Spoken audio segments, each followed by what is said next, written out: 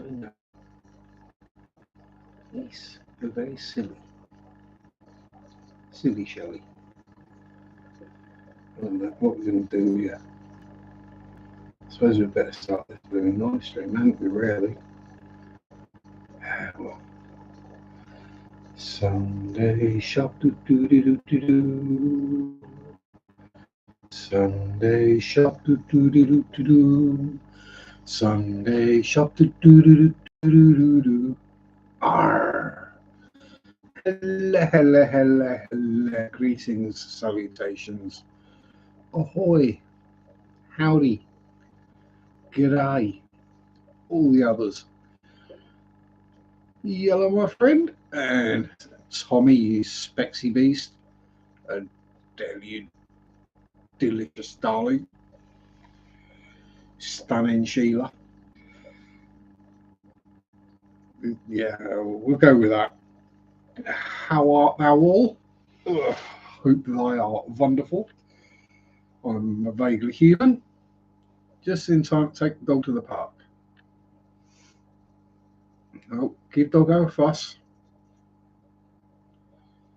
Always give doggos a fuss for me. Or kitties or bunnies or anything floofy, really. Enjoy. And make sure you got some bags with you to pick up the logs. Yes, it's actually more in the UK that if your dog poops in public, you have to clear it up yourself. Married, my love. Mwah.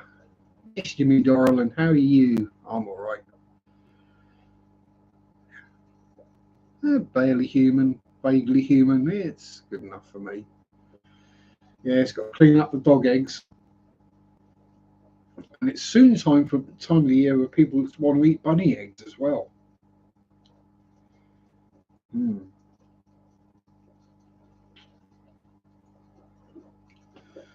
Oh no, what you done now, Marriott? Oh dear. What's gone brooked? What you spanned yourself with these days? But yeah. Thinking about it, bunny poop does kind of look like mini eggs. And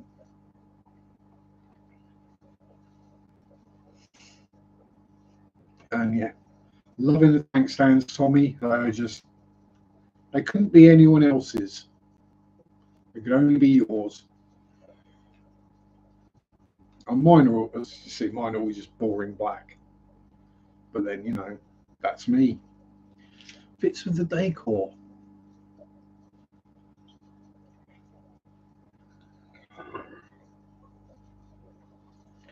Yeah, I agree with you, Adele. There are some days I wake up and I think, should I just go to hospital? Just get looked after for a day or two? It'd be like a spa day without me. Back surgery, oh dear. Oof. Oof. Oh dear. Hopefully not from injury, but from wear and tear over the years from supporting the girls, shall we say, or something like. And again, it's right. Ow. Well, it's not going to help, but kiss is better. Mwah, mwah, mwah. Eek. No, that's not good.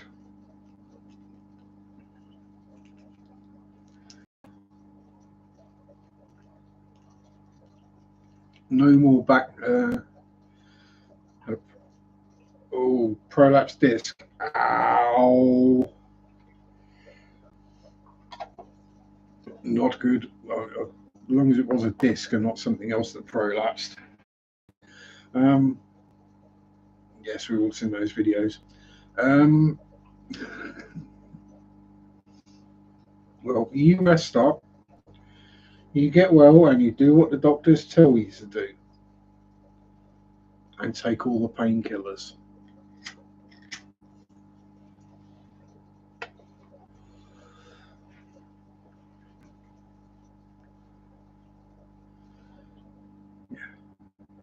But yeah, no more backflips, okay?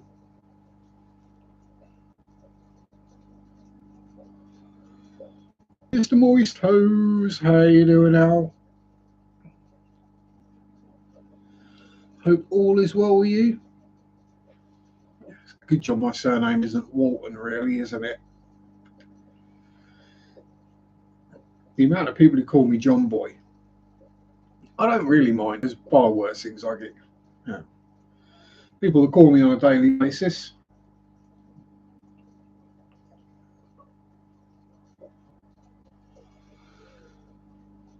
Doc messed up. Oh, I got sick again. Oh. You really don't have any luck, do you, Marek? If it weren't for bad luck, you'd have no luck at all.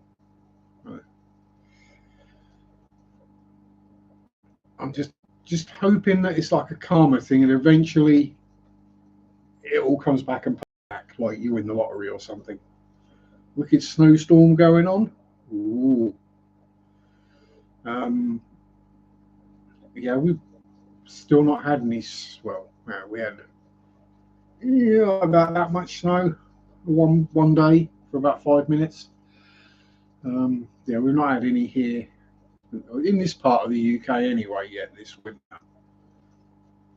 And we normally get it sort of March, maybe April time. Actually, I'm off week after next, so that's probably when we're going to get it. I've got a week off, so pretty much guaranteed, because I want to do things like get on with the gardening. Well, I say gardening, I mean just like get power tools out and start chopping bits back. Go on a bike ride, these kind of things. So yeah, it's probably going to snow the week after next.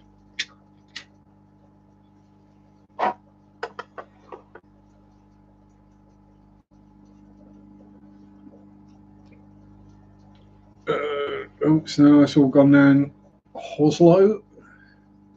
Yeah, we basically just had incessant rain all winter. To the point now where we get a wet day and no, what would just be a normal rainy day, and everywhere starts flooding again.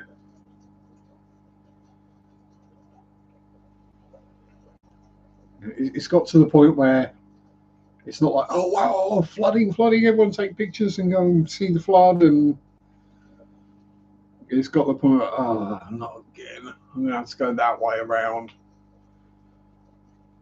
It's like, oh, it's raining, so that means that road will be flooded out, so I'll have to go this way instead to get to work. Yeah, that kind of thing going on. Which is one reason I did upload this week's video. I know it's only a short one, but yeah, it was warm and sunny day, and I kind of had it with being wet, really.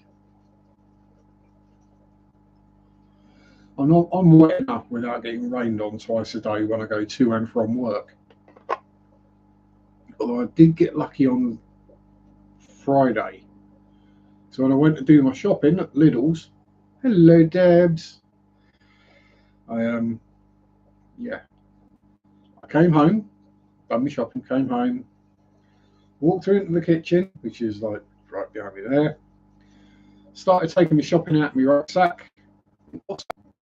Norfolk, not a lot. Working busy.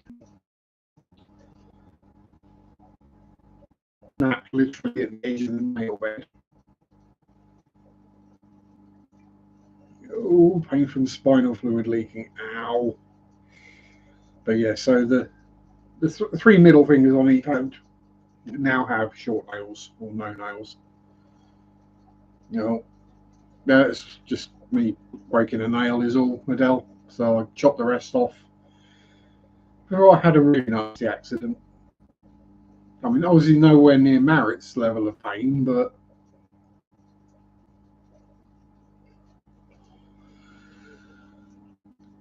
don't really want to be snapping a nail off halfway up the nail bed. I've done that before, and that really is sore for a long time.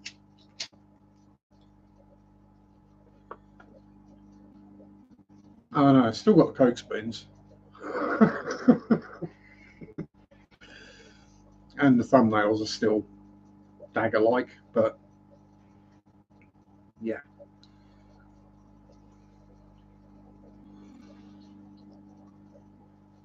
And if needs be, well, you know, when you get certain brands of fish food, they come with a little serving spoon. Not that I would do such a thing. I think that was a Tetra food that was originally. Yeah, I just keep reusing the cap on other things that are the same size. Um, seems to work well. Howdy, Linkbot. Yes, I know. Zach is staring at me for once. Yeah, I reuse containers. Just like when I buy the algae wafers or like the pellets, they come in a Ziploc bag. So yeah, just stick them in another container. Easy enough to do.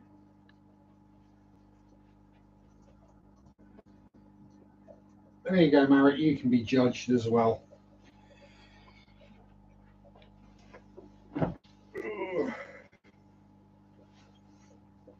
I say there's no sense in wasting them. Now everyone can be judged. I swear, some people just turn up here just to see Zach, don't they? Let's be honest. And if you go back to some of my really early streams, he does make a couple of appearances. Very grumpy appearances because he didn't like being on camera. There is one pond video where he turns up.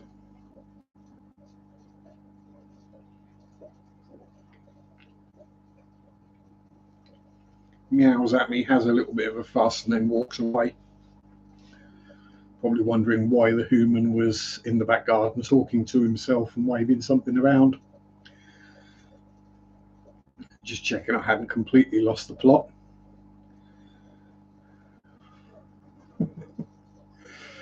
Yeah, well, most of the way there anyway. So yeah, so what else have we been up to this week? Work, water changes.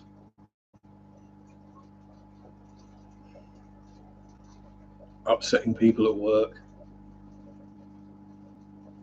Shouldn't have such thin skin. Or they should do their job and then you wouldn't have to have some slightly unsubtle digs.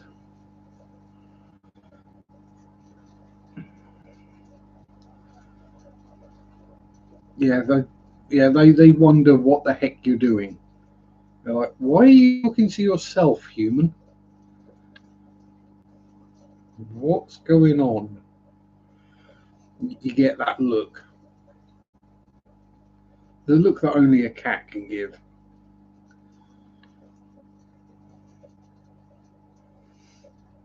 Oh, and ooh.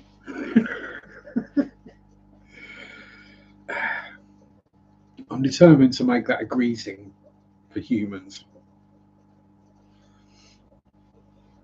And if you don't know what that is, I know Adele knows what that is. It's a prairie dog's way of saying hello to their owners or a friend or something.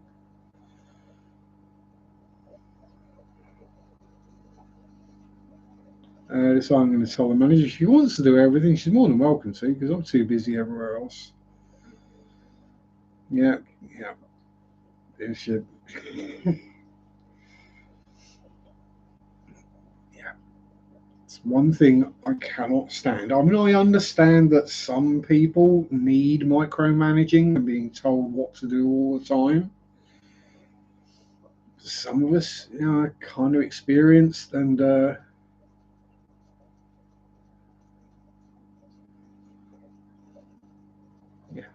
yeah. You give as much as you feel they deserve. That's a simple way of it. But yeah, when you're like yesterday, when you're rushing around trying to finish off Thursday's delivery because no one bothered to get their fingers out and finish it on Friday, and then your colleague who was there on Friday is leaning on the counter with a phone in the hand like that, and you're rushing around trying to get it all done. Why would they get in a snot with you or get upset when you have a dig?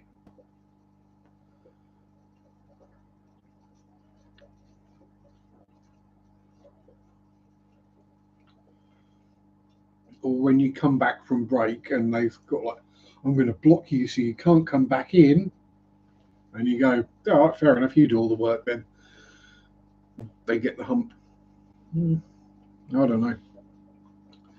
If they've done the work in the first place, I wouldn't have to get the hump with them. You know, does that make sense to everyone else, or is that just me? I mean, as much as I hate being massively busy and rushing around like a blue-bummed fly at work, oh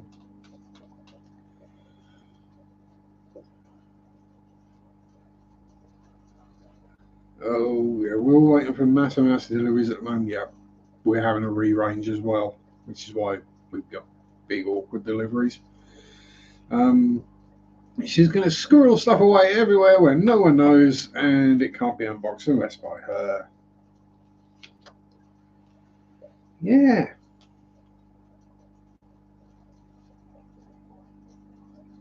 Runs the store like she's the only one working in it. Yeah. Yeah, I've had managers like that. Then, F them. As the saying goes, people don't quit bad jobs, they quit bad managers. I mean, admittedly, there are limits if you've got a really bad job. Like taking molten metal out of a machine by hand. Something like that, you're going to quit fairly quickly. But if you've been there a good while and then the manager changes and people start quitting, that's not because the job suddenly got bad, it's because the manager. And higher ups need to take note of that. But they don't because they hired the manager. And if they take note of the fact that that manager has all their staff keep quitting on them, then that'll be them saying they were at fault for hiring the wrong person, and they can't be wrong.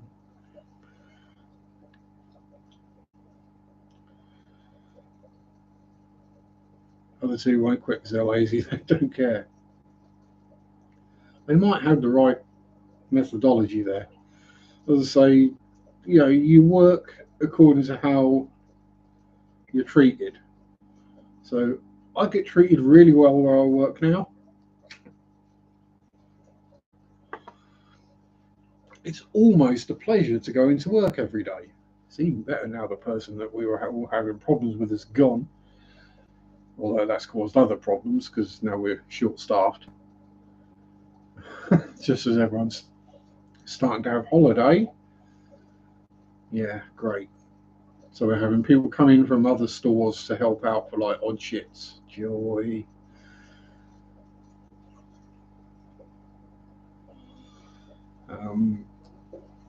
Yeah, I get what I deserve. And if I balls on the problem, so funny you should talk the other 5 stores I've worked in. This was the only one I've had any problems in. Yeah, funny that, isn't it? The self-reflection is not strong in that one. Yeah, so I lucked in. I got the job I've got now, and everything's going well, and I'm appreciated and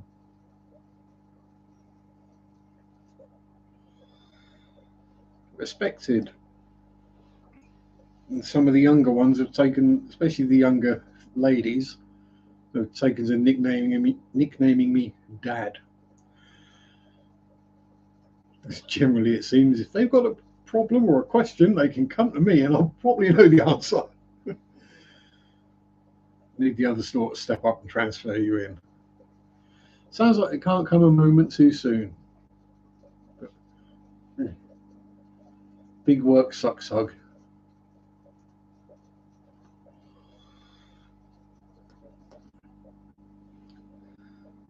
Yeah. Yeah. Yeah. Yeah, it's kind of cute and kind of fun. And I don't mind, honestly, because there's far worse things they could call me. Um, I do sometimes. Um, I just rather he didn't. I just rather he didn't do it in front of customers.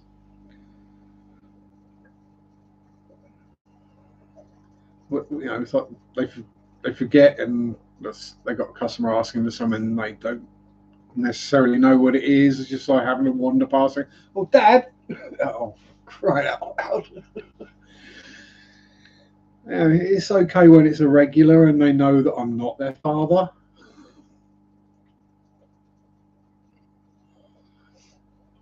But the thing is, I am old enough to be their father. And this week I especially looked it because I hadn't had a shave for nearly 2 weeks, so I had a full white beard going on.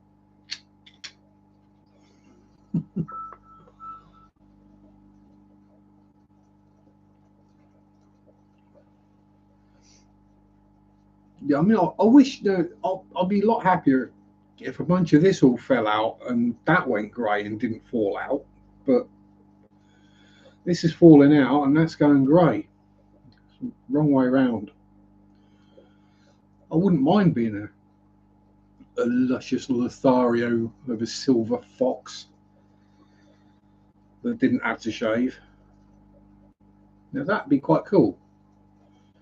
Instead, I get to go bald and white.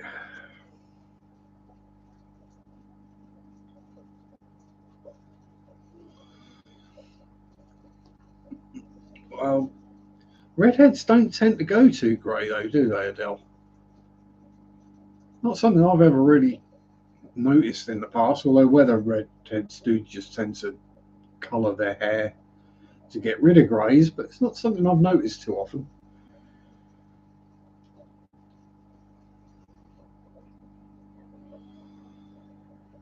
It just fade out slowly, go from being bright reds to sort of gradually fading through the spectrum, sort of gradually lose colour rather than when you're dark haired, it just goes from black to white pretty much overnight. Red to blonde, then white, yeah. Strawberry blonde.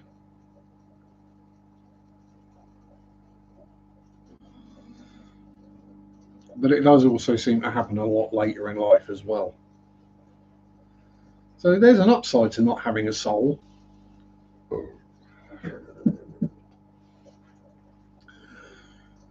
And yes, as I know everyone who's here knows I don't think that, but I do like redheads.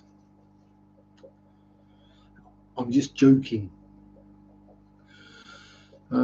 Nearly 4. I'm nearly bloody 50, woman. Jeez. I've probably got t-shirts nearly as old as you.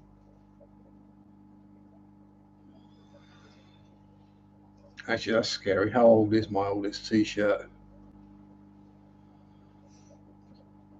33 years old.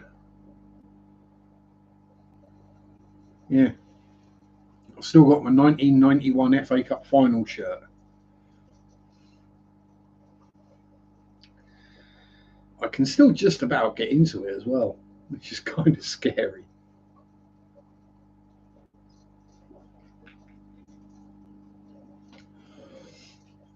I'd just rather not because it's very snug, shows off all my womanly curves, um, and is also polyester, so it's when I take it off, it's like having a lightning storm going on. Mine is still juvenile.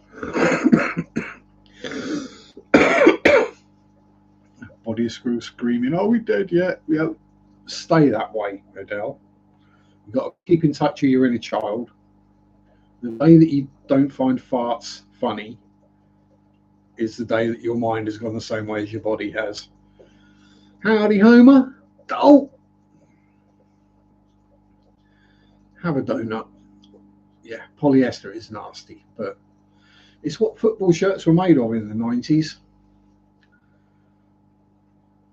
Back when they were loose and baggy and comfortable to wear, not skin tight, horrific things that they are these days. But it's more aerodynamic, and the opposing player can't grab it as easily. Aerodynamics at the speed I'm going to run? Hell no. Ah, you're right. Yeah, fart bombing the cat. That's, yeah, you're safe. And if she's anything like Zach was, she'll get you back.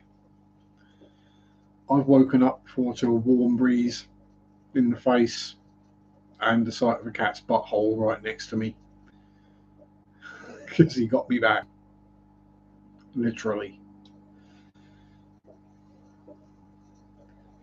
Him, yeah. If we were doing snoozy snuggles and I farted, or if he was in my lap and I farted, I would get it back. I mean, thankfully he didn't get that. I can't smell it. Because given his diet, I'd hate to think what they smell like. There was a lot of bacon and bit of egg and treats, poultry, liver, fish, cat food. That's not going to smell good. Maybe I should try eating cat food and then go to work with a bit of wind. That might work. That might get them moving.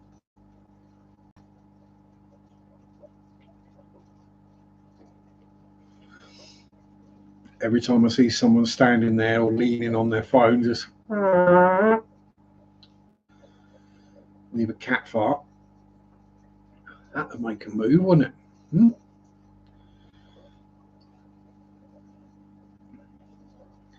Oh, and if you do want a good laugh, if you are still juvenile like myself and Adele, probably not recommended from Marit, given her situation at the moment.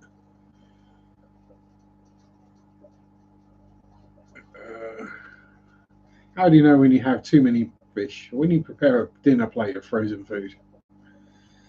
I found out I had too many fish when I was in a live stream with the UK's largest importer wholesaler and realised I had about 5 times as many bristlenose plecos as they do. That's when I knew I had too many. When you start buying food by the kilo, and it's not because it's going to last you a couple of years. But yeah, so for the thing, maybe Marit not to not watch. There is a channel on YouTube, I can't remember what it's called, but it's basically just compilations of women farting on webcams and security cameras. Very funny. I mean, people farting anyway is funny, but yeah. For some reason, women farting is even funnier to me.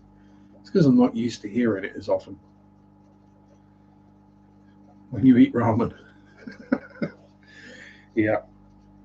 When you spend more on the fish food bill than you do on the human food bill, you have a problem. When you look in the freezer and you go, I've got no room for any food in the freezer. Like, oh, what are we having for tea? I don't know, I ain't got anything. You said the freezer was full. It is fish food.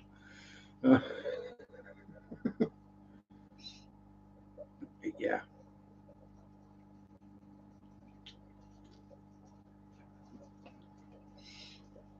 Another good sign is when some of your fish have babies and you're like, oh God, not again. Rather than, wow. Yeah, when you look in the freezer, it's all bloodworms and brine shrimp. I mean, At best, that's going to make a really bad soup. Ugh. And that wouldn't be the time to find out you're allergic to bloodworms either. Oh, imagine that bloodworm and brine shrimp soup. One fish fillet a day keeps the panther grouper happy. Yeah, and groupers get big. I mean, I know it's not one of the big groupers because some of them basically get big enough to eat a human. Um, Funny enough, the giant grouper. But yeah, groupers ain't little fish. They've got oh, pardon me, big bellies and big mouths and big appetites. Almost as bad as Twinkle, the red-tailed cat. They don't feed her as such anymore. They just throw a chicken in. I mean, dead, obviously, but yeah, she doesn't get fish food or It's to the point now where they just feed her a full-grown chicken every couple of days. How you doing, Kenny? Hope all is well with you. And Danny, hugs. I know you wouldn't mind a hug. Look at the beautiful cod at the LFA. It's kind of shed salt. Oh, we're not going through that hassle. I mean, cod doesn't go in salt water though, does it? Cod goes in batter and deep fry.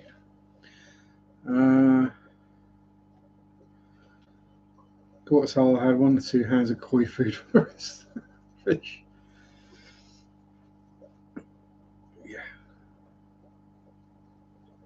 Yeah, that's the other thing that some people don't quite get is that it's not feeding the fish when you've got multiple tanks. Isn't just a case of no, you just sprinkle a little bit of the flake in there and you're done. No, there's a bit more to it than that because different fish like different foods and different tanks need different amounts and different types. So yeah, it takes longer than you might think. I think basically every tank every day gets at least 2 types of food at the moment. Yeah, they do. That's just for the big tank. Well, I mean, that is my big tank. That one. You'd think by now I'd have got used to which way to point in a mirror, wouldn't you, really?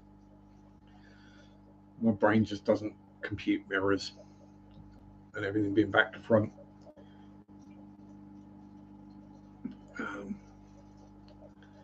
Yes, very strange. My brain can compute most things, but for some reason, mirror images it really struggles with.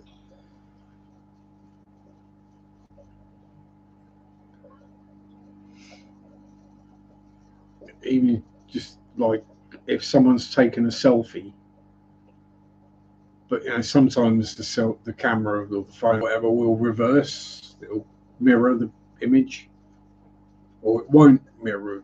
Yeah, so it'll do it wrong, and that throws me for a loop every time. I'm like, that don't look right. Or that's got to be fake. That tattoo should be on the other arm. Baby blue happy caras, yay! They are very cute. I mean, they're cute enough when they're big, but they're very cute when they're little.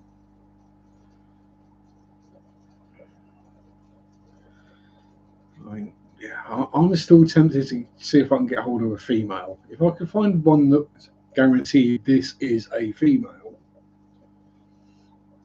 but then do I really want to be overrun with electric blue Akara fry as well? I don't know, because the size of them lumps, I don't want to know how many eggs they're going to lay and hatch. And yeah.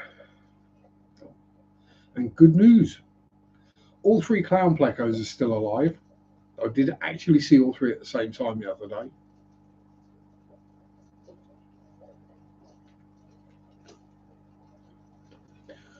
Weirdly, around here, not so much.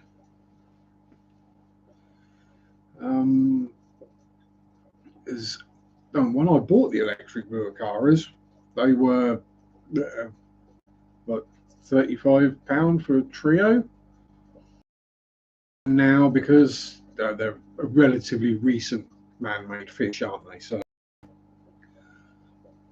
but because they are so stunning, so many people bought them and accidentally bred them that the price plummeted, and they're now about £5 each. So I think £4.95, something like that, for an electric Buacara around here. So yeah, I'd literally get the same for an electric Buacara as I do for a common bristlenose, and bristlenoses are just easier to raise.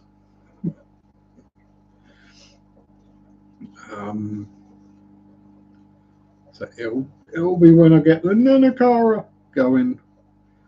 They're laying every 4 weeks now, so we're sorted there. And they're getting to wrigglers, and then they're either getting moved and lost or eaten. So next time we get eggies, this tank down here is now ready for those. The pH is coming right down, and we got probably 20 or 30 shrimp in there now. So, and we've got algae and stuff growing, so it should be a decent fry tank. You know, to at least hatch them, and so you've got baby fish without them getting eaten by something. Well, no, it's got to be the parents eating them. It has to be, because an ember tetra, which is the only other like swimmery fish in there, isn't going to be able to nip eat them without getting bullied or murdered by the parents. And I'm pretty sure the clown plecos aren't going to go for fish fry. So yes, it's not going to be the shrimp or the snails once they're actually wrigglers. The snails will go for the eggs, but I can't see them going for actual wrigglers.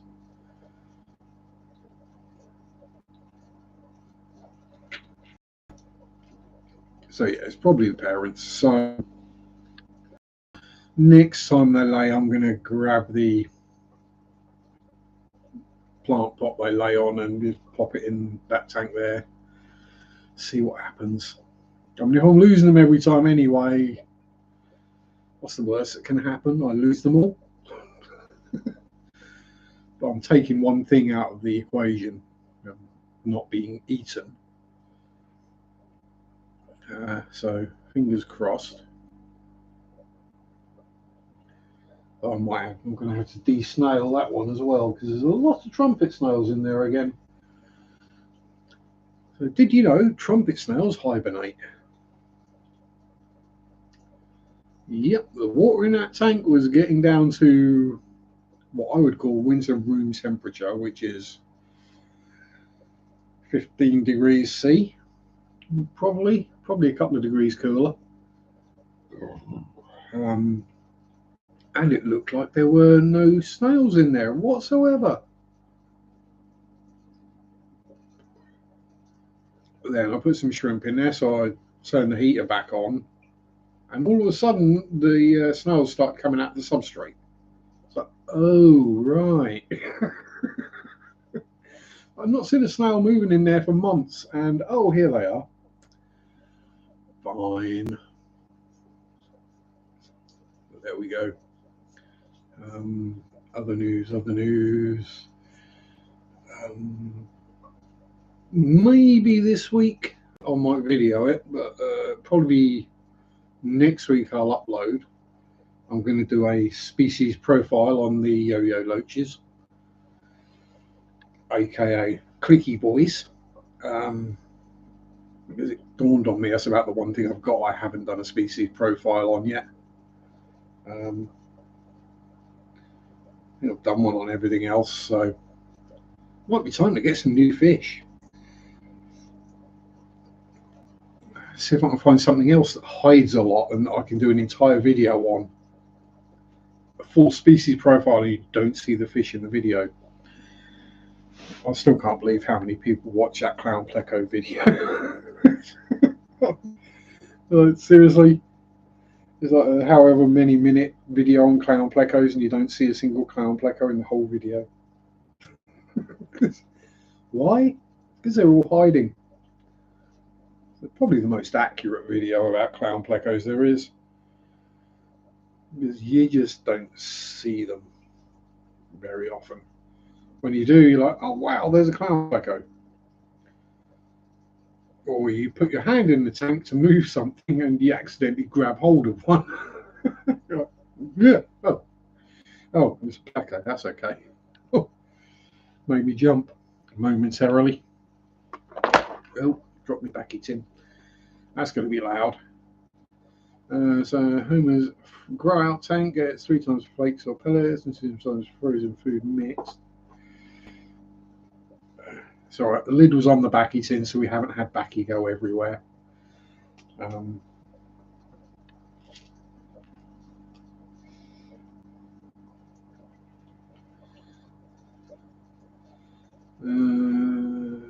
Never will I get an imperator angel again. Noisy for a fish. Don't get yo-yo loaches then. A lot of loaches do the clicky sounds. Clown loaches is more of a sort of a dull, thuddy click. Whereas with the yo-yo loach, when they click, it sounds like glass cracking. I'm not going to lie. Literally just sounds like a pane of glass has just cracked in one of your tanks. And if you're not used to it, it's like, oh, what was that? Yeah. As fish keepers with many glass boxes full of water in our houses, we tend to be very aware of things going very quiet all of a sudden, the sound of dripping water, or the sound of glass cracking. No more lip locking from the angels. Platinum is still chasing the marble around. I guess they're over their spat. Or the platinum has decided it's boss. It's one of those. And yeah, every once in a while, wrong hand, Bert and Ernie, or Bert and Ernie, whichever way around they happen to be, they'll do some lip locking and have a bit of a scuffle, but no harm comes from it. They're both big and robust enough to take it. Platinum has always been boss. Well, platinum costs more than marble. And marble just occasionally has enough. Yeah. Perfectly understandable.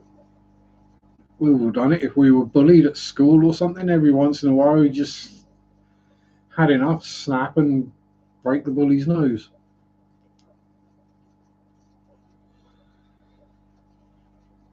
And yes, I'm aware I shouldn't smoke. A, shouldn't smoke, but B, shouldn't just leave the cigarette in my mouth.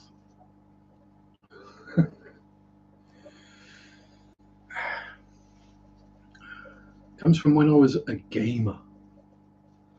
A proper serious gamer. Light the ciggy, stick it in your mouth and game. By the end of the evening, you've got a belly full of ash.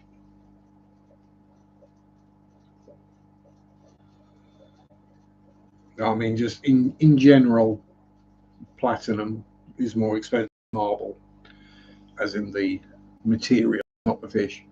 But, yeah.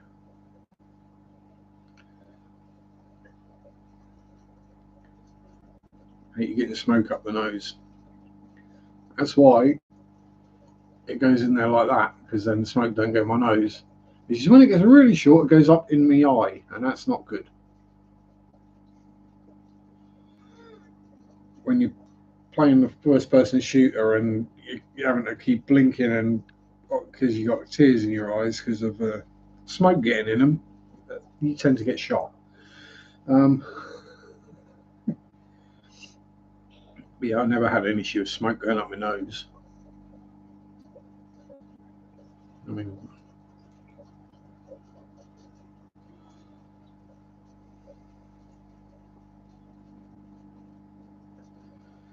quite happily blow it out my nose. One of the joys of no sense of smell.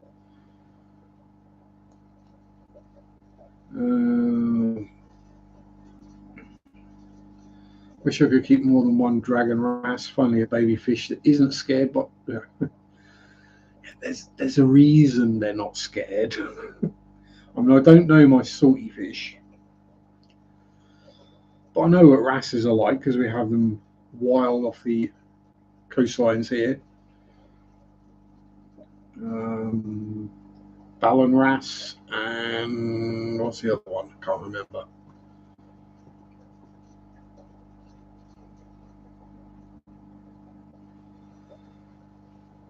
But yeah, that for the small rock pooly type fishes, they are quite aggressive.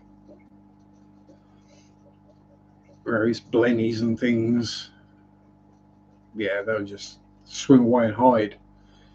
A wrasse will just sit there and go, yeah, come on then, come at me, bro. Then you get your little net and you go, whip, there you go, I gotcha. Then you go to put it in your bucket and it spikes you. And then you drop it on a rock. And then you have to try and pick it back up again while it's flapping around like crazy and either put it in your bucket or put it back in the rock pool.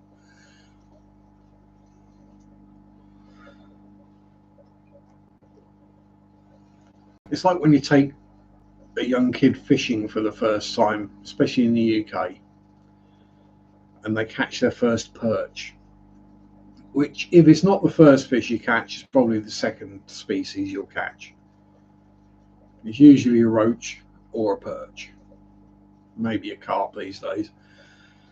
But yeah, perch aren't very slimy, but they have some vicious spines in their dorsal fins. They're basically like freshwater wrasse.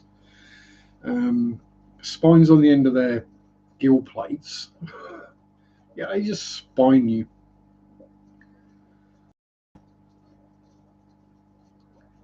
It is bigger when it's bigger, I'll put it with the triggers.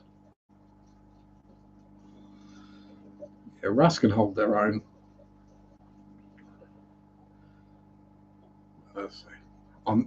I have virtually zero knowledge of salty tanks, other than knowing enough to know that it's probably not a good idea for me to do them, and that breeding is really difficult. It doesn't happen very often, and when it does, it usually goes wrong. But if you can manage to breed salty stuffs, then you make quite a bit of money out of it.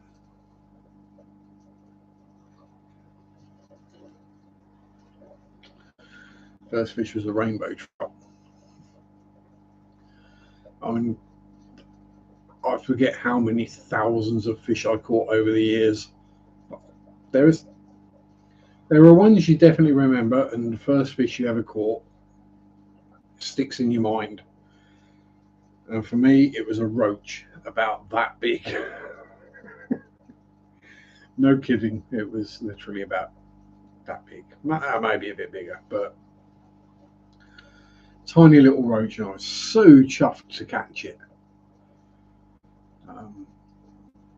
Then as you go on with fishing and you get more and more used to catching, you get a small small roach come into your peg or you swim and you're like, oh, that's all I'm going to catch now for the rest of the day is tiny little living roach. So you change the method you're using or the bait you're using to hopefully not get bitten out by the roach.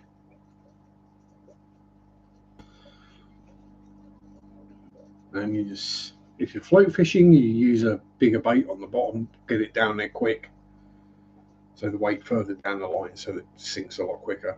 And then your float just sits there doing that all flipping day long.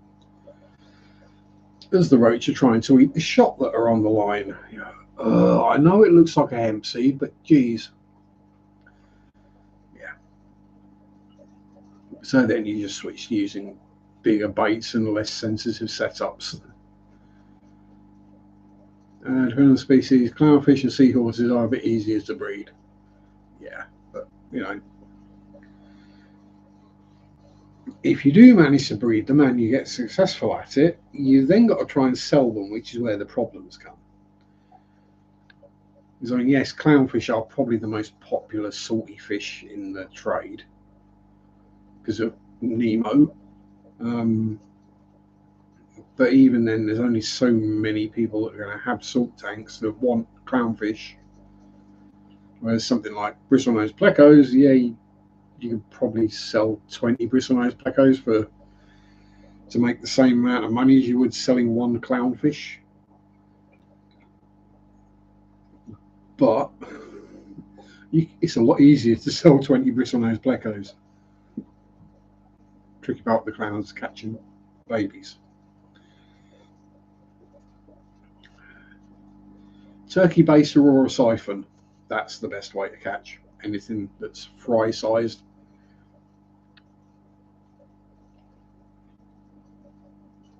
Literally just an airline, piece of airline, one end in a bucket or jug or whatever, and the other end in it, just hoover up the babies.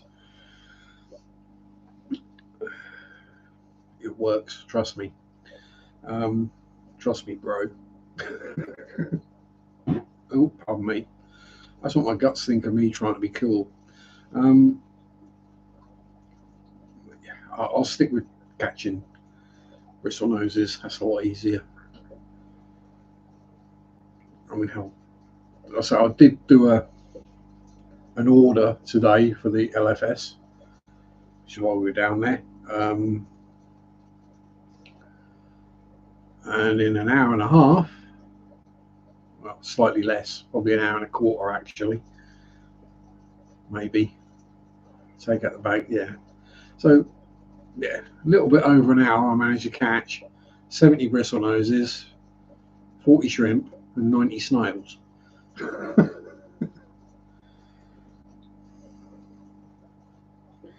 Get almost the same store credit for guppy males as for clowns. Damn, they're overcharging for guppies. You don't even get store credit for guppies here. They just take them off you. Begrudgingly, usually. Yeah, I mean, guppies, I mean, even with the recent price hikes, guppies are still like £3 fish, $3 fish. Doesn't matter what posh name you give them, they're still a £3 fish. Only ones you might get a bit more for are Dumbo ears. Yeah, guppies are guppies.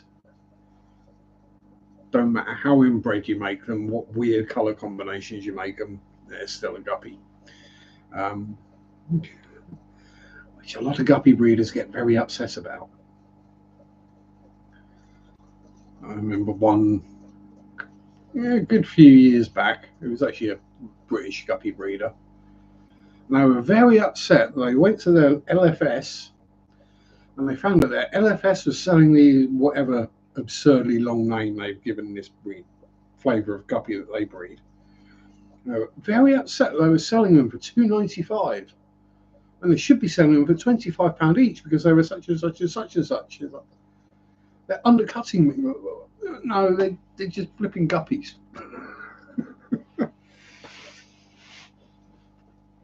It's at the point now where if you wrong side, somewhere around there we go.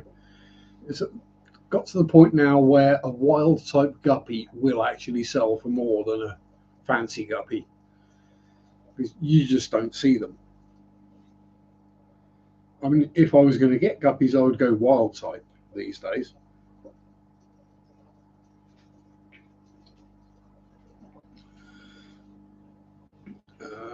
€5 with Japan Blue double reds. £5. Be lucky to get 10p in the UK because that's just a blue and red guppy. It's just a guppy.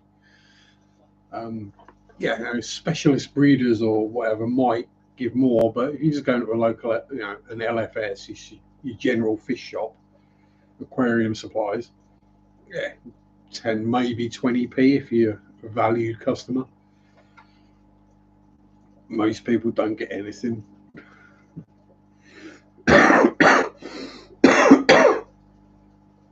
I mean, it's happened before. Well, I've been in this LFS when someone has literally like bought in a bucket full of platies. Like they bought in a bucket, little kiddies beach bucket with all their baby platies in,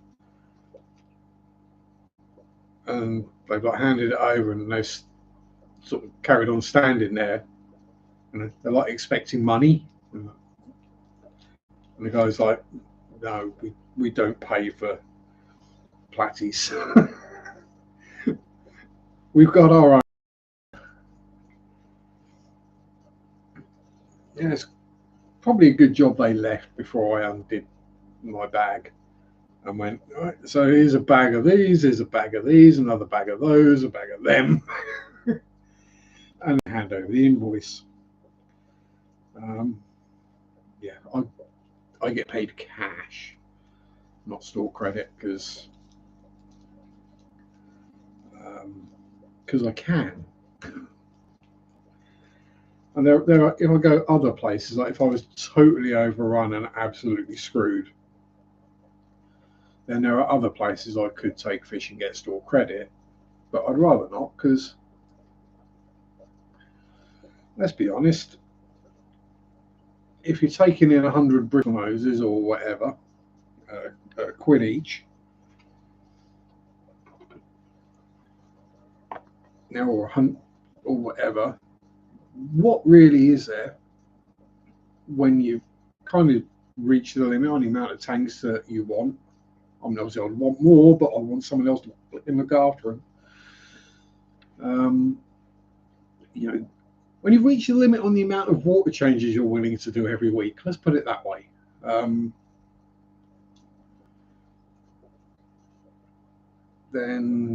and all your tanks are stocked. You're left with buying food, and yeah, no.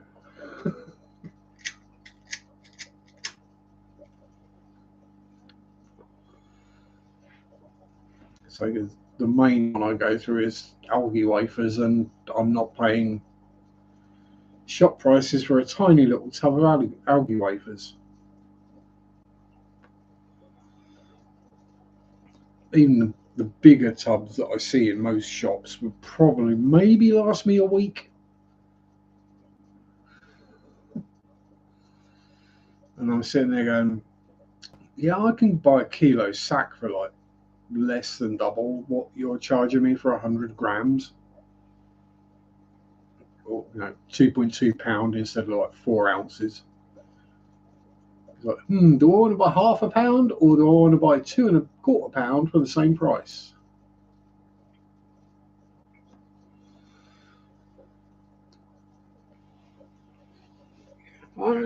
A salt tank is probably something that I'll do at some point in the future. But yeah, I'll do it my way. It would be a fish in cycle, that's for sure. I ain't doing no fishless rubbish. And I would probably just use mollies. Get some nice pretty mollies and get them acclimated to salt water, and then just let them cycle the tank. And when all the numbers are coming back good, take them back to the LFS and go, got some saltwater mollies for you. At which point you get a very confused look if the person that's taking them in doesn't know that you can keep mollies in salt.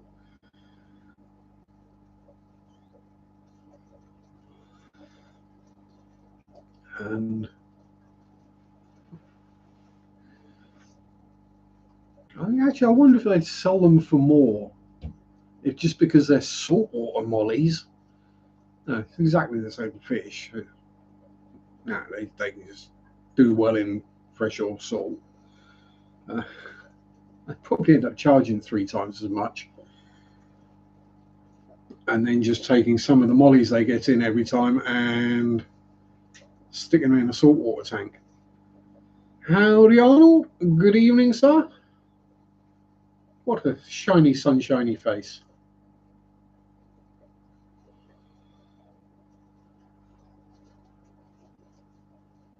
Clowns, tech, maybe a skimmer.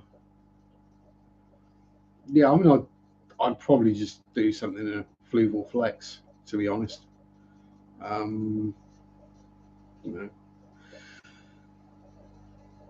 can't see as I'd need anything extra.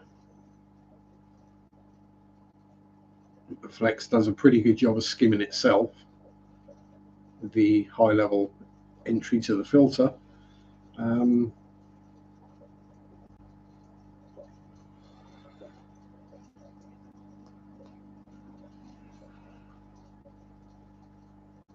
Normal sale thing costs 10 euros for a molly.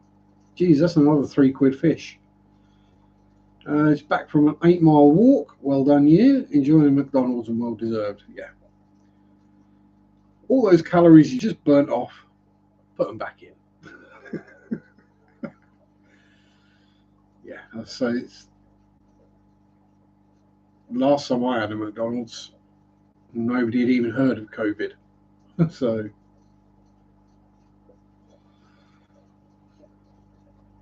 yeah, mollies, even sale for mollies, are still a molly. Yeah, protein skimmer, but I say fluval flexes do a pretty good job of clearing that themselves.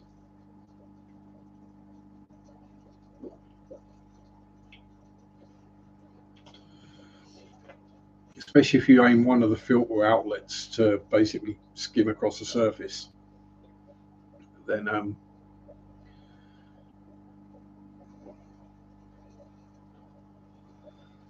it breaks everything up nicely and it all ends up in the filter at the back.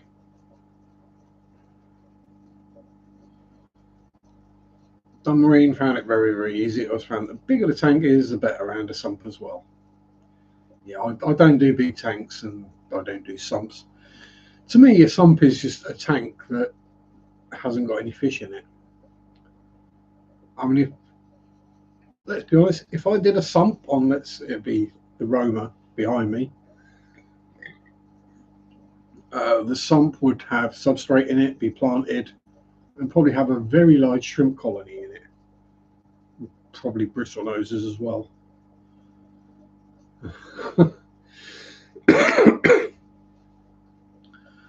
And you'd probably find every time you change the filter sock on the sump, it would be full of shrimp.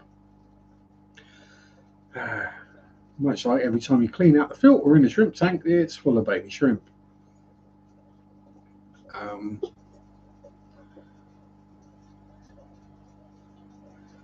Yeah, I do things my way. So what I would do is I would take in all the advice. I'd watch dozens, if not hundreds, of videos on how to set up a salty tank. I'd understand what the processes were and what's going on, then I'd figure out the way I want to do it, which is the best way for me. That's what I do with freshwater tanks. What I do with pretty much every hobby I've ever had, do it my way. Even back to racing the RC cars.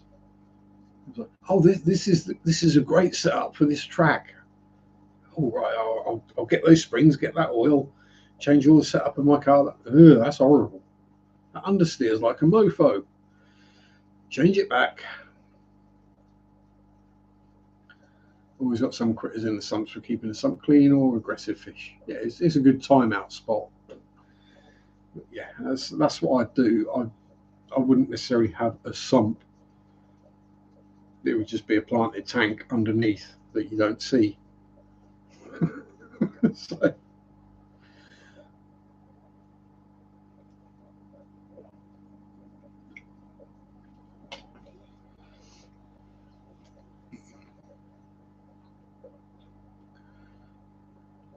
yeah. So I've never been one for this is the way you do it and do it that way. I'm like, Oh, that's the way you do it. That's the way you do it. That's the way you do it. Jumble all that together and see what comes out. Evening, Andrew and Donna. Unless Donna's watching a movie again. Shame on her. Oh, mwah, mwah, mwah. Kisses and huggles. You're here. Yay. Mwah. There you go. Proper kissy. Hello, man dear. Busy Sunday. What drop life review? Leave a like. You're more than welcome. You know that. Anytime we see you is a good time. And now I've completely lost my entire train of thought. It was about me being random and doing things my way, weren't it? Yes, that's pretty much what I do. Every hobby, I've done it slightly differently to the prescribed method. I mean, golf especially, I found the best way to play golf is to not have clubs or balls and just enjoy the walk. Just go for a walk. It's a lot quicker and easier if you don't have to hit a ball around with you. It's also a lot cheaper. And you can do it anywhere.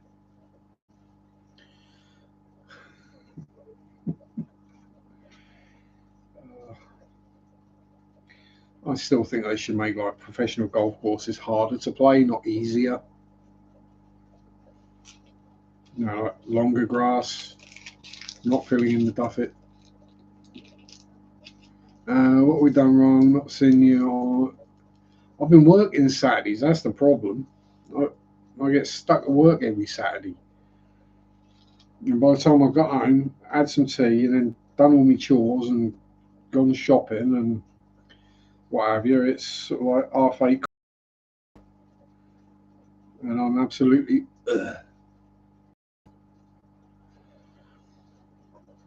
It's nothing personal. It's not you've done nothing wrong. It's just literally work.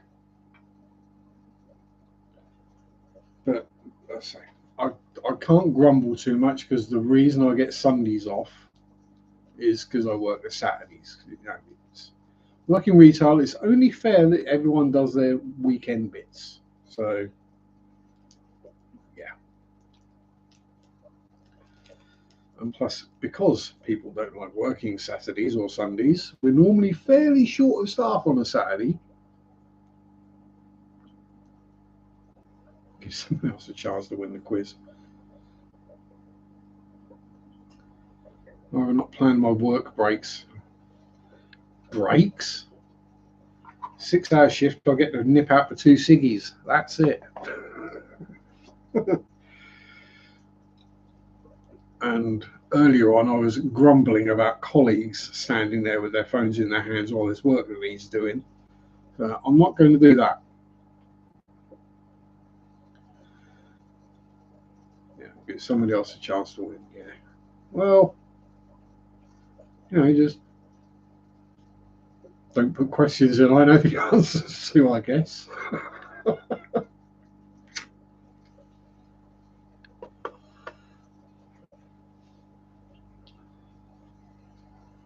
Now, if you really want to throw me something like Boolean algebra, get another job. Yeah, that's the problem. Is I kind of like this job. Yeah. Much as I grumble, I really don't mind working a Saturday. I mean, I know my weekends can be a bit weird because it'll be. I'm like this week. I've got today and tomorrow, then Wednesday off. Then I'm in Thursday, Friday, Saturday, and Tuesday. But then I do have a week off, so I will be turning up. If not this week, then next week, hopefully. Yeah.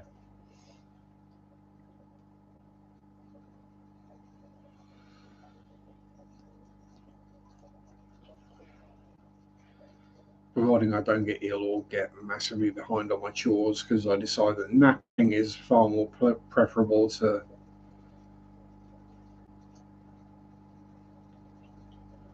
You don't have to love a job for it to be the best job you've ever had. It's all about perspective. And me and a juggler, I can't juggle from. I struggle juggling from one ball to the other. Um,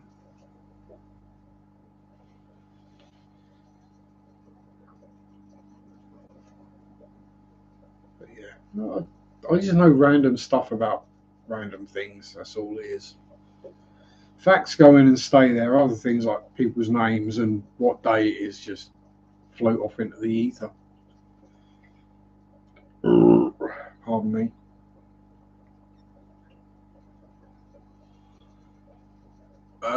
Might have done once or twice. I can't recall.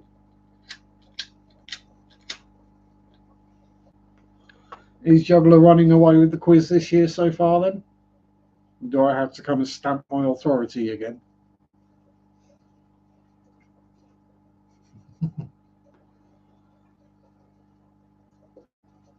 Still not sure, not actually an AI bot. Well, that'd be something, wouldn't it, if I beat an AI bot?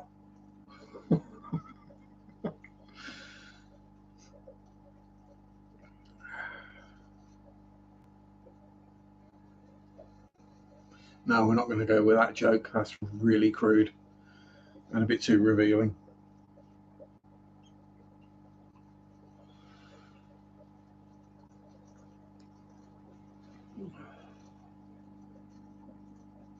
Yes, I'm in both. Yes. Want to throw them? Plumbing parts. Specifically UK-sized plumbing parts. I'm becoming somewhat of an expert at. Oh, the quiz has changed. Oh no. I don't take well to change.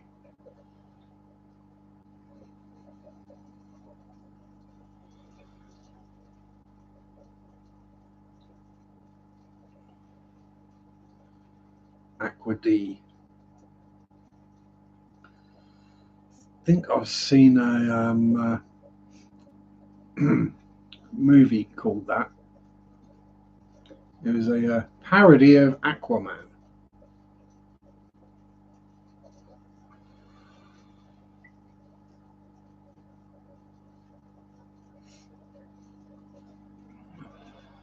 And I'll let you figure out where that one went.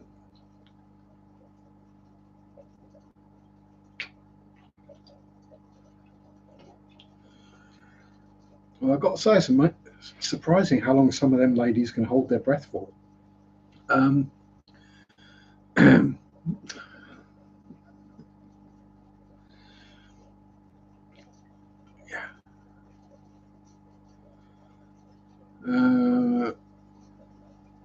Yeah, she got Aqua Gardens in. So Aqua Z or Aqua Z.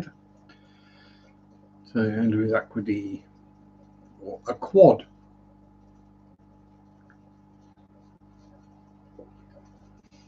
Aquaman was a good film. So I've not seen it. I kind of. Yeah. What was the. Was it the first one with Thanos where I kind of gave up on Marvel? I was like, yeah, they started out good, but they're just getting worse and worse now.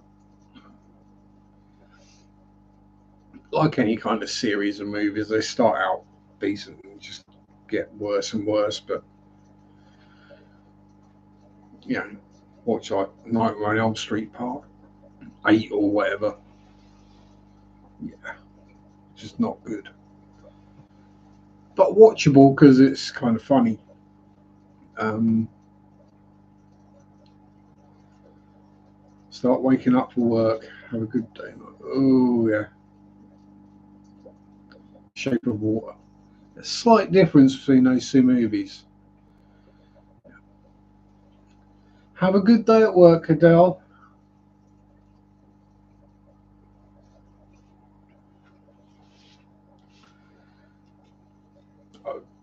One movie that did confuse me was The Life of Pi, because as far as I'm concerned, Pi doesn't last that long. And I'm sure Andrew's of the same thought as well. That, if there's Pi, it shouldn't last an hour and a half or 2 hours or whatever. Pi lasts minutes.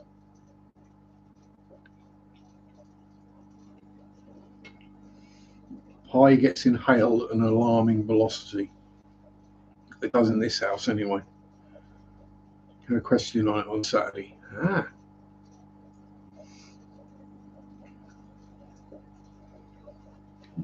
Then again, I've watched so many movies over the years that I'd probably get it confused with something else.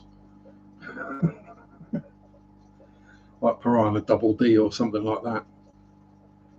And yes, that is a movie. I'll just see if it's up there somewhere in that rack. Yeah, possible. Might be. Got some peas up there. But, that's something I do have to. Oh, yeah, there it is. Tiger's name. Shere Khan. There we go. Movie crossover time. And the panther was Bagheera.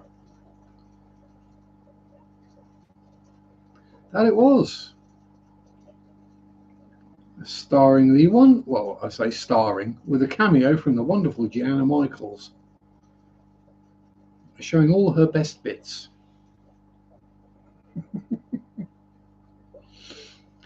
Although she's not a Double D, she's definitely bigger than Double D.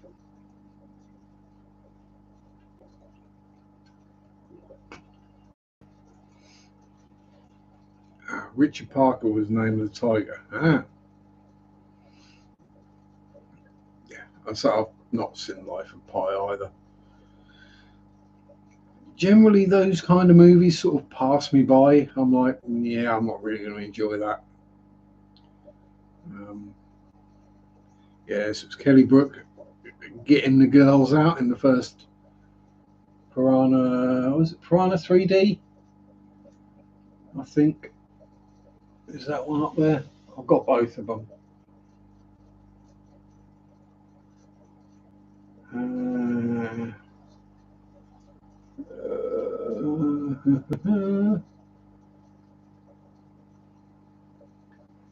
Yeah, you know, you've got an eclectic mix when.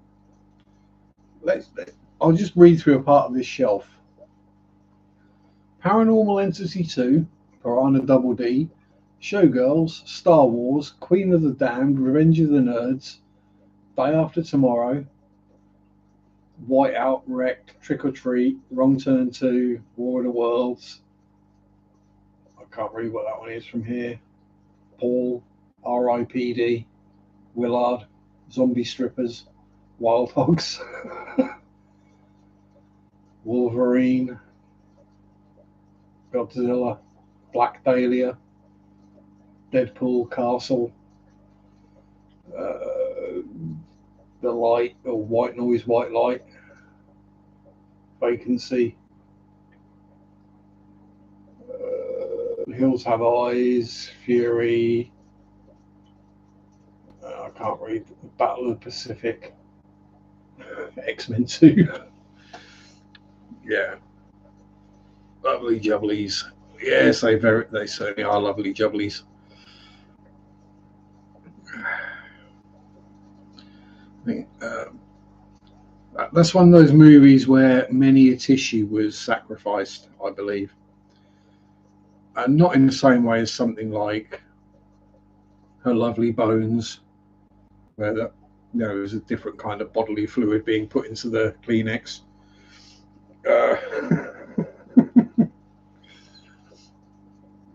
Yeah. This is a good thing, about DVDs and digital. So when you get a movie, because I don't know who's old enough to remember this, but you go to Blockbuster or your local video rental store and get the VHS. Something like Basic Instinct, because you fancy seeing Sharon Stone snatch for the umpteenth time.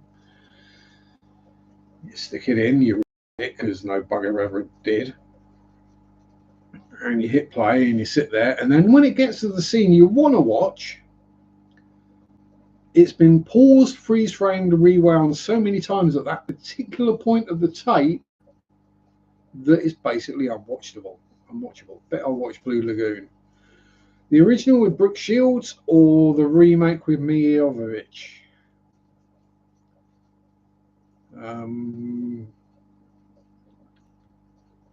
Because I think I might have seen the original many years ago, but I've not seen the remake because I've seen Mia Jovovich nude in so many other things that it's just like meh.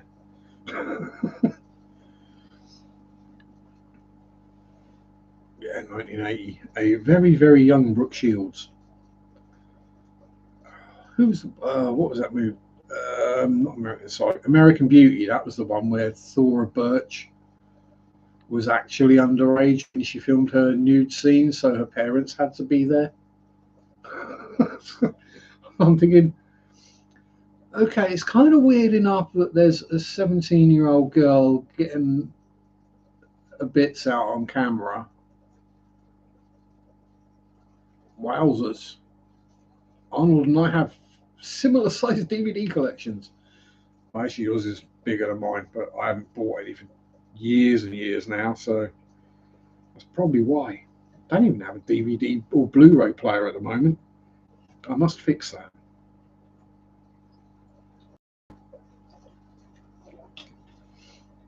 It was when my last Xbox packed up the, shat the bed, let's say. Yeah, I haven't replaced because the new Xbox doesn't have a disk drive in it. So yeah, I've got like thousands of DVDs sat here and nothing to watch them on. There's all sorts of weird and random wonderful stuff. I mean, yes, admittedly, there are quite a few that are just there because certain ladies got certain parts of their anatomy out. What's that? Done a couple of ghost hunts too. So I've not done ghost hunts. Paranormal investigations, yes. I don't like the term ghost hunting. To me, it has a negative connotation, but I don't really have to hunt too hard because I've got two in my house and one at work. So, kind of daily experience for me is something paranormal happens.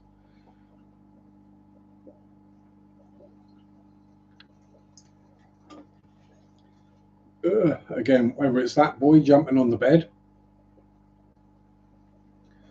see a ghost every morning in the mirror. Is that the ghost of Uncle Fester? Sorry, couldn't resist. Yeah, so I either get Zachy boy rubbing around my legs or jumping on the bed for a snooze with me, or Shadow wandering around the house, hearing footsteps upstairs or seeing her walk down the stairs, that kind of thing. And Samuel at work, either moving stuff, throwing stuff, random cold patches, or actually seeing him. Howdy, M&C. How you doing? Park Hill Hotel. Yeah.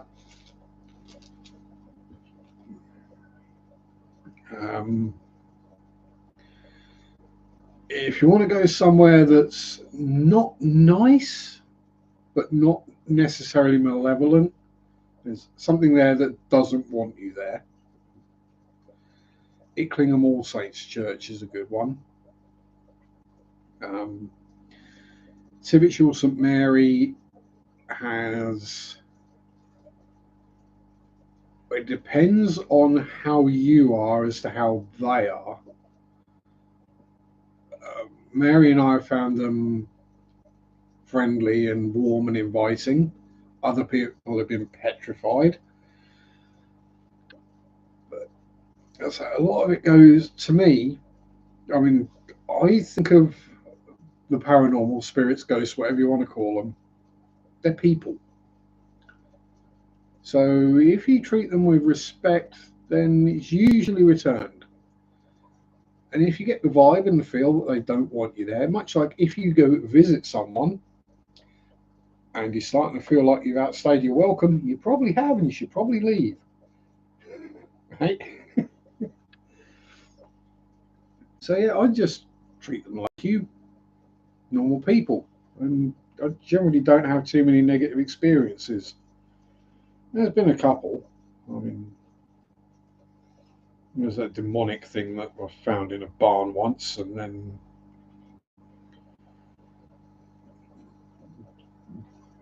black shuck, and then although black shuck wasn't a negative thing, don't believe all the hype there.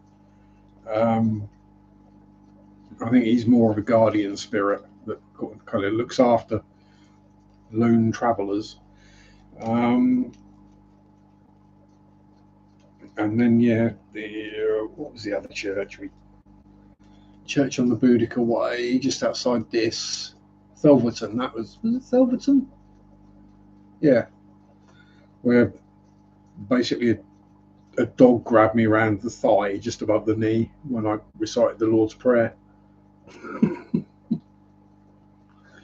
which was a bad idea, as I found out.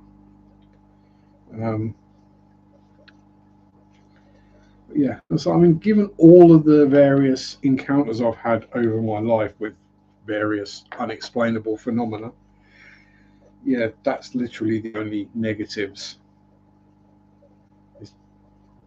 Three of them. The rest have been either entirely positive or just, yeah, okay, you don't want me here, fair enough, I'll leave. It's that easy.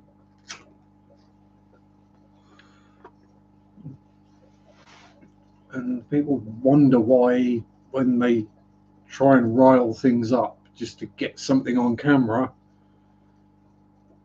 why these things tend to get angry.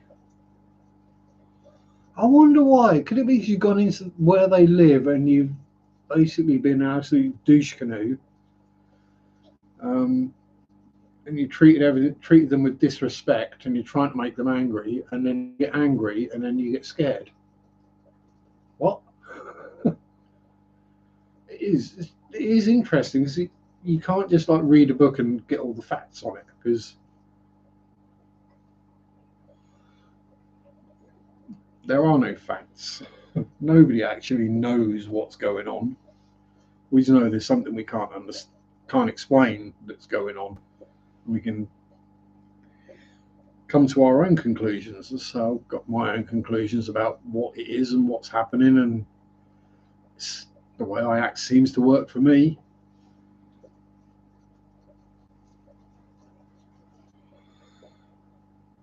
Have I yet to capture anything really super obvious on camera,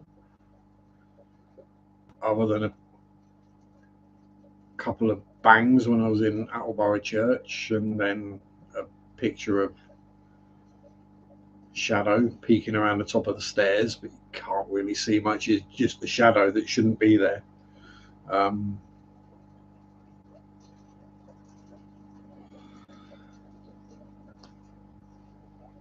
Oh, thank you very much, Adele.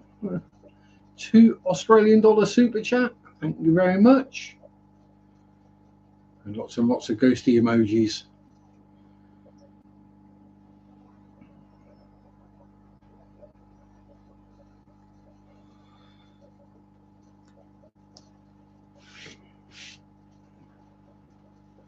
It's always welcome and appreciated, never expected. I think that's the way words work, isn't it? Something like that, anyway. You get Zach Bagans. Oh. Yeah, I'd teach him a thing or two about how to properly do it. No, stop that. No, put all the electronic gizmos away. Use your own senses first. If your own senses are telling you that's too scared to fly, that's why he hasn't. They did do Romania at one point, I seem to remember, and that was kind of a bust. I think they basically got trolled by the Romanians. Um, I can't remember the name of the forest off the top of my head because it's obviously not in English. There's a forest in Romania that is especially weird. And given a glimpse of his death or something, so he won't travel outside of the country anymore. I did Belfast to Scotland. About high time I came and did the oldest part of the UK then, isn't it? Actually, no, they can stay away. The less outsiders know about East Anglia, the better.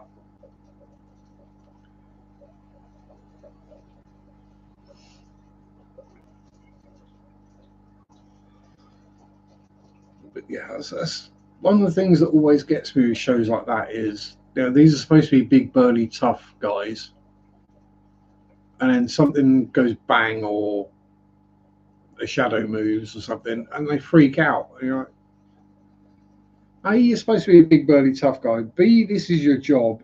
And C, you're really experienced. These kind of things shouldn't be scaring you anymore. Yeah, I just find it frustrating and annoying.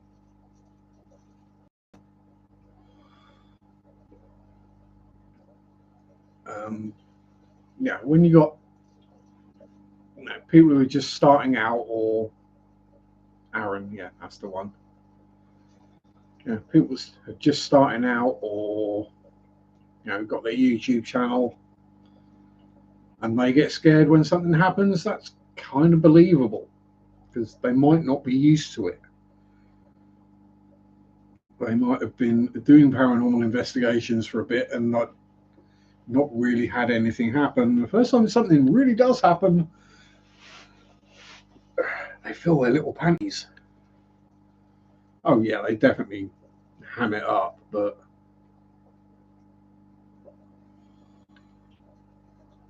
that's the one, Hoyabachu. Thank you very much, Tommy.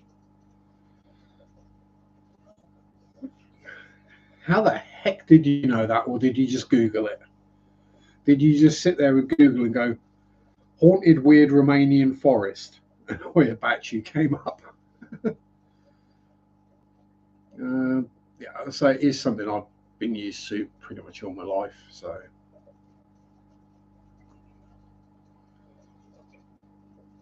you know, seeing shadows and I mean, even full blown apparitions don't scare me anymore. It's like, oh, there's an apparition there. Cool. Why haven't I got a camera ready? And Thelverton was actually the first time Mary saw an apparition, so she didn't freak out either. That might have been because she was with me and I weren't freaking out. Having something you can't see or touch or mess with you is just weird. Howdy, Jeremy. He has spoken in chat today. Oh, good to see you. Been a while.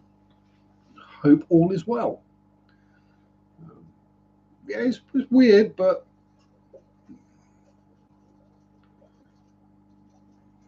yeah, as I say, if you're not used to being touched in that way, it must be a bit weird. But as I say, I've kind of got used to it. I'm like, oh, something's grabbed me around the thigh. Yeah, that's interesting. Not had that happen before. And then it lets go because you've not freaked out and run away. Busy, yeah. Life's been vaguely passable. Same stuff, different year. You know how it is. The more things change, the more they stay the same.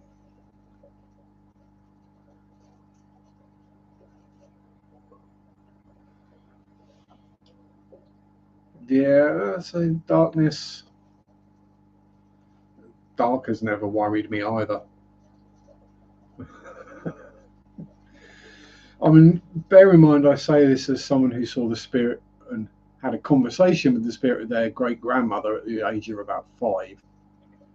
And then from like 6 or 7, going to Cubs and home every week, walking by myself through the graveyard because it was quicker.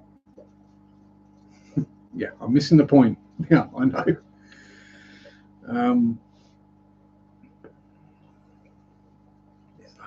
It's for entertainment.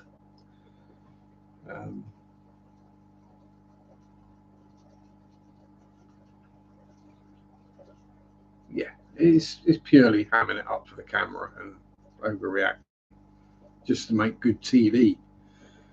But to me, unfortunately, that doesn't mean it's good TV. It just gives the people that are watching a false impression of what will happen, and also gives them, to me at least, the wrong idea about what you should do.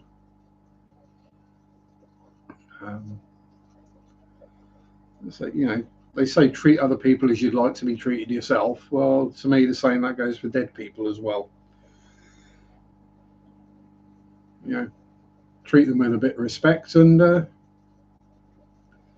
either won't bother you or they just won't do something nasty. Although it can have its drawbacks by being, you know, friendly, helpful, and professional at work. It does mean it can take me a lot longer to do my shopping or anything, because I keep bumping into people I serve when I'm doing the shopping, and they all seem to want to stop for a fucking chat. Like, I'm not at work now. I'm not actually your friend.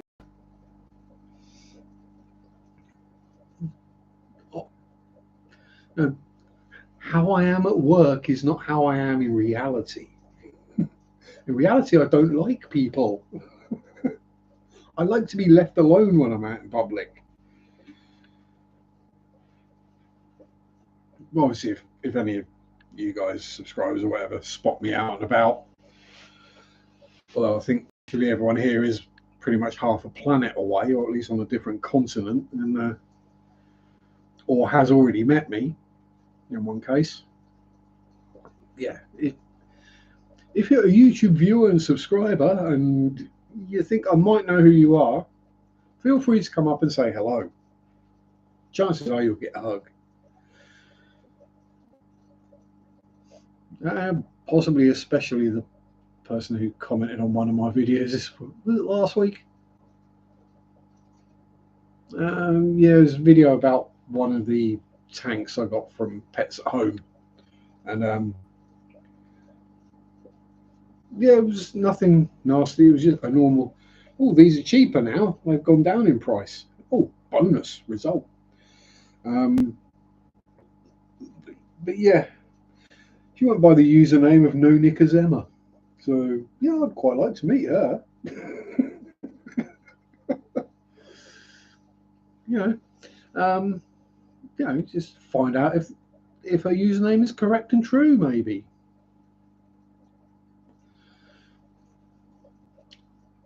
Not that I'm a dirty old perv or anything. Yes, I am. I've been a dirty old perv for about 30 years, so, you know, I'm kind of used to it by now.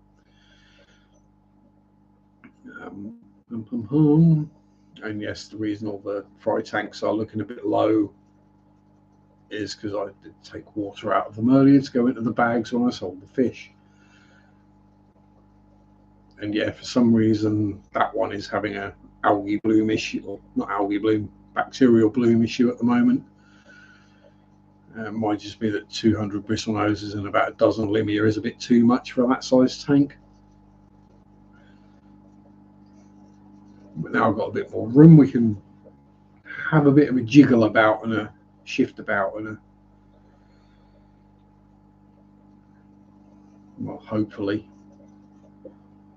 Yeah, I can stick all the super heads in one tank, which will free a tank, and then I can put the bigger commons in the bottom tank, which should free up another tank as well, and then I can possibly split those up, which should clear that issue.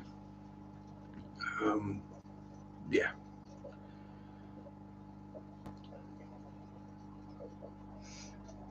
I'm getting a bit low on super reds at the moment, so hopefully Rose gets growing quickly and starts doing the naughties with her dad, Fred. Yes, Fred and Rose. Only Brits will probably get that one, unless they enjoy watching their sicko true crime dramas.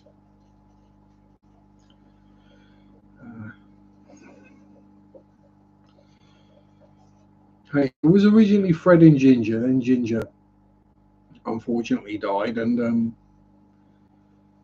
only long thing green dragons. I haven't, no. To be honest, I've not got anywhere to put a pair at the moment either.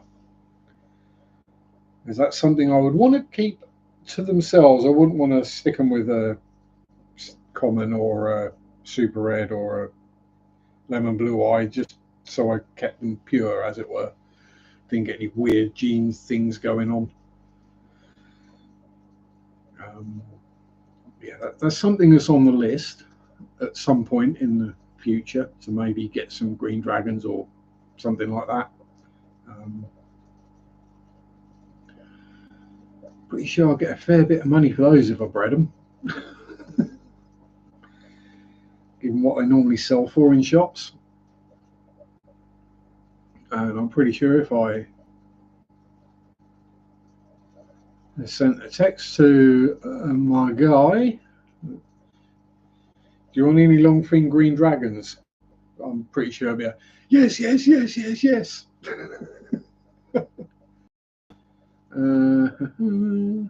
Mate has a whole list of fishes selling. They're all breeding pairs or groups. Ooh, very tempting.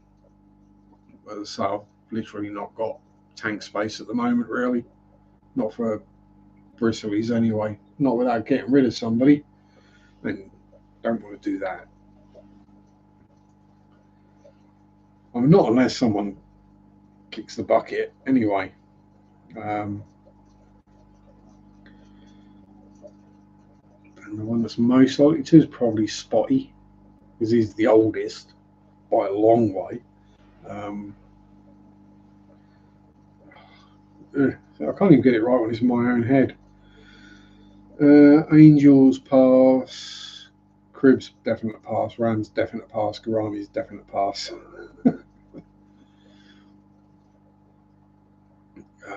Cribs because I've got them and they don't sell. Not around here anyway. Angels, nah. They just, I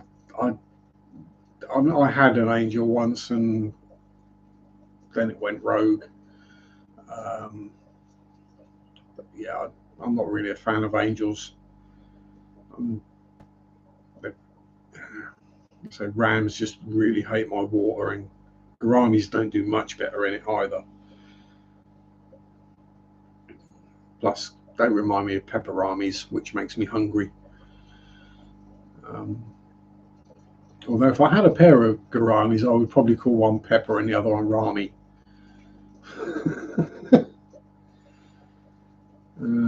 High-end angels, Altons, Smokies, but angels. And the more people breed those kind of angels, the more the price will come down, and the other than being the same thing with guppies, where they're all $2.95 or whatever they are now. Like with the electric blue Acara, when they first came out, as it were, they were expensive. Now they're dirt cheap. Midnight Black Lace Angels, yeah, that's what Dorian was. She was a black lace. Went psycho on me. And this was back in the days when I was happy to just, I bred some platties. Wow. And yeah.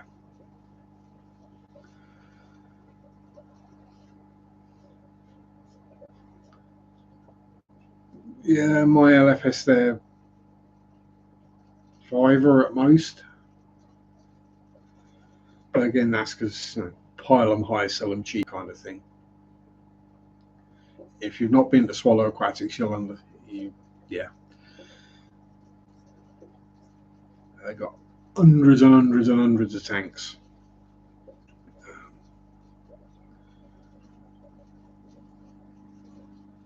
Yeah, so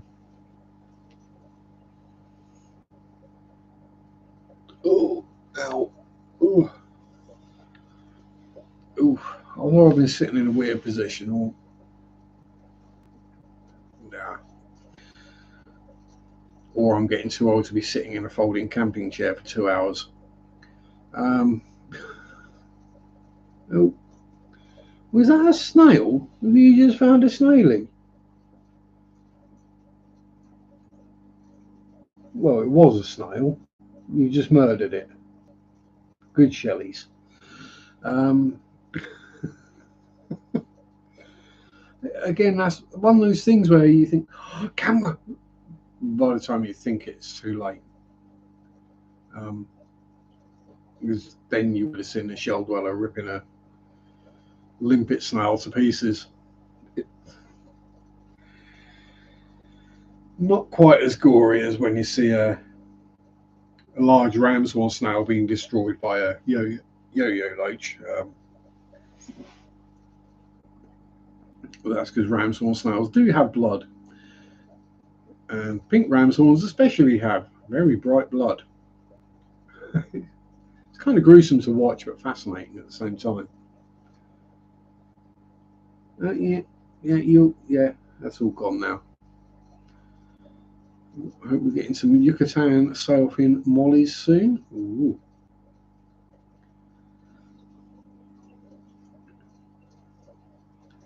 Yucatan as opposed to yucky tan, which is what happens when you have a spray tan and it goes wrong.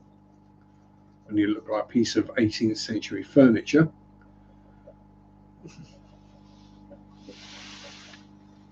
Oh, yeah, we do need to clean the algae off the glass in there, don't we? Hey? Have we still got millions of limia? Yes. Oh, and you're very pregnant, aren't you, Missy? So are you. So are you. And you. And you. And you. And the boys are looking very pleased with themselves. There's been some definite gonopodium dipping going on in there recently.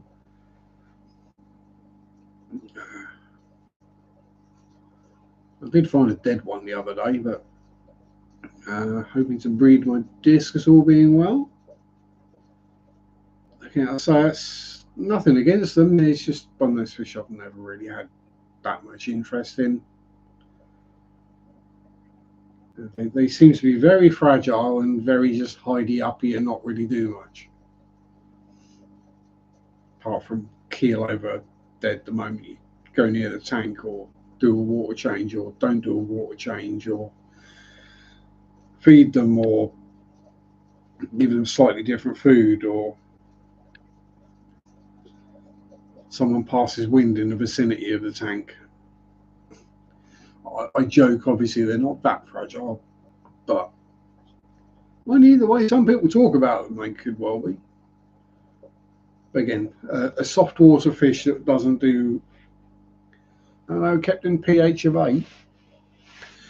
Yes. What was the GH and the KH? Oh, that is the thing. And that's the thing I struggle with is not just the pH, but the mainly the KH.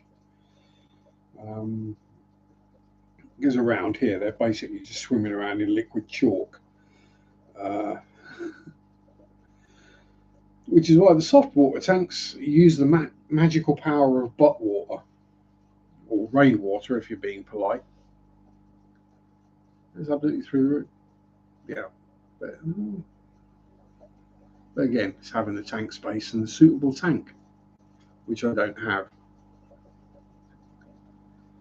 And also, then if you do manage to breed them successfully, it's selling them. Which, yeah, I know you can sell discus quite easily, but if they keep breeding and you keep selling them, then you eventually get the, yeah, no, we don't want any more of those. Bit like the guy who decided to breed Jaguar cichlids and thought it was a really good idea and a way to make lots of money. Then found out that shops will want one or maybe two of them at a time, and that most people don't have tanks capable of taking them. Temp is the key, 28 to 32, yeah. So it's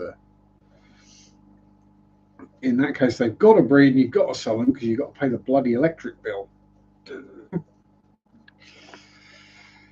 Summertime, not too bad, but yeah, if you're running tanks at 28 to 32 in the winter and you're like me and you don't tend to put the heating on very much,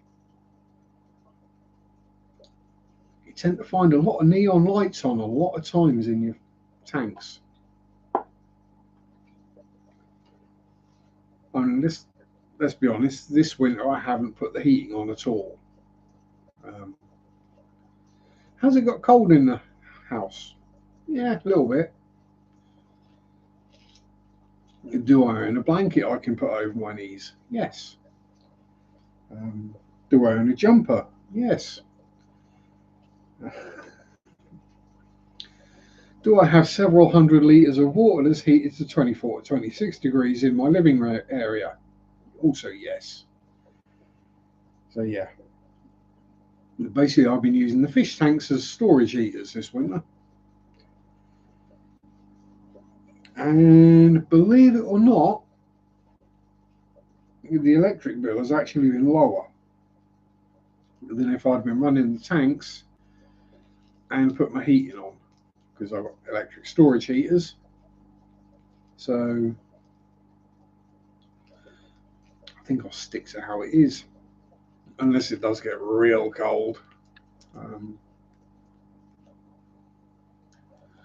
Probably be the week after next when we're probably going to get a load of snow.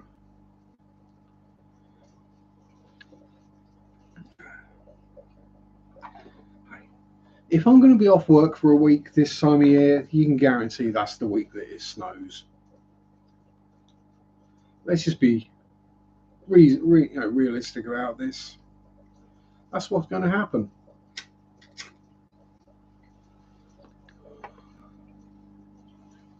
Well, as we're getting towards the end, we've got another 5 or so minutes.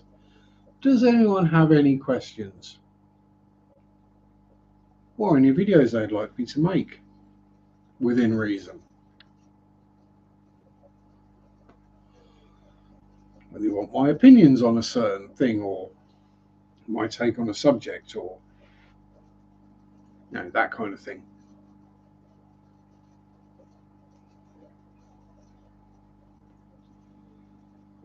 Or if you want me to do like a store tour or something like that, although I think I've done all the local stores. I think I've pretty much done most of them within a sensible driving time. So it's just the ones on the coast I haven't been to yet. I've done all the ones as far as like just outside of Ipswich, that direction, and Watton and Taverham and stuff the other direction. So did I do a video in Taverham? I think I did, yeah.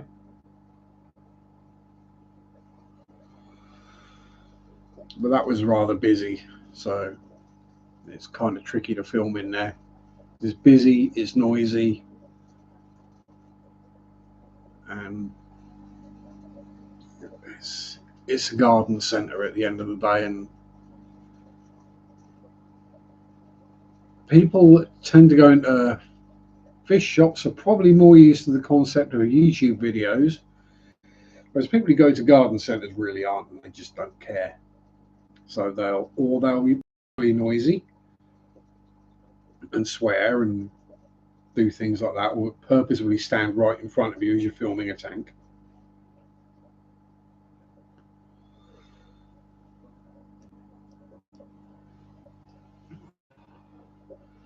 And It's on Sundays as well, which is probably their busiest days. Well, if I got there on like a Wednesday or something, it'd probably be dead. I'd wander around with the camera to my heart's content. It'd just be old people, and just they stay out of the way of cameras and are fairly quiet. You know, they have manners. There's the odd one that gets upset that you might be filming them.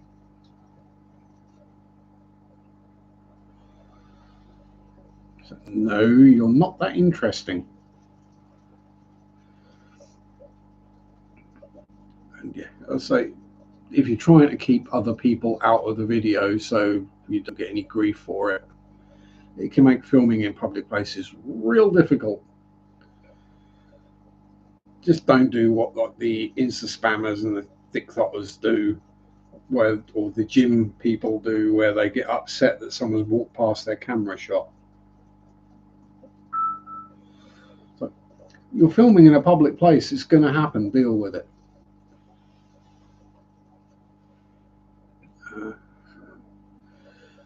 I would have thought that would be fairly obvious, but apparently not. Apparently, if you're filming, then no one should be allowed to come anywhere near you because you're filming for content. Yeah, right. I would try and stay out of the shot or keep quiet or whatever, you know. But some people don't. And that's entirely up to them. But yeah, it just makes things more awkward. And some people, when they see you waving a camera around, get really upset. Had that problem when I did a trip into Norwich and was filming a bunch of random stuff around there one day.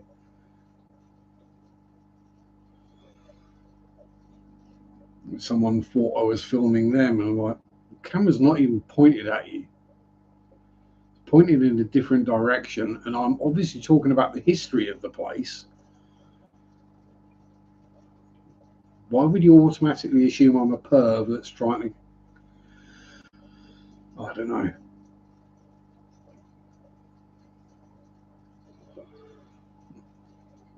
But there we go. I mean, 2 hours is up-ish. I need a pee, and I just finished Siggy, so it seems as good a time as any to finish. So thanks to everyone for being here. Thank you, Adele, for the super chat. Most appreciated. Have a great week, everyone. Stay safe. Hug your loved ones. If you're in the UK, Mother's Day next Sunday, so don't forget that. Yeah. Peace out. Have fun and stuffs. Rock on. Bye-bye. Hi, Ness. Bye, Ness.